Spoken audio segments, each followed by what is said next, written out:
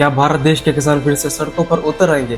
प्रधानमंत्री नरेंद्र मोदी ने ट्रंप के साथ एक ऐसी डील फाइनल की है जिसका नुकसान भारत के किसानों को बहुत बड़ी मात्रा में होगा। और ये डील क्या है जरा समझते हैं इस वीडियो में। अमेरिका के कृषि मंत्री ब्रूक रॉलिस ने ट्वीट करके ये बताया कि मोदी सरकार ने अमेरिका के किसानों के लिए भारत के द्वार हमेशा के लिए खोल दिए हैं। ये किसी दबाव में तो नहीं हुआ। क्या ट्रंप भारत सरकार को अपने इशारों पर लीड कर रहे हैं और मोदी जी उसके इशारों पर चलते जा रहे हैं? कहीं ऐसा तो नहीं है। आजादी के बाद भारत में जितनी भी सरकार रही उन्होंने भारत के लोगों को बाहरी चीजों का बहिष्कार करने के लिए कहा, लेकिन मोदी जी खुद उनको आमंत्रण दे रहे हैं। इसका नुकसान भारत के किसानों को इस तरह होगा कि अमेरिका में बनने वाले कृषि उत्पाद हर तरह के भारत में आकर सस्ते रेटों पर मिलेंगे और इसका सिर्फ और सिर्फ बोझ पड़ेगा भारत के किसानों पर।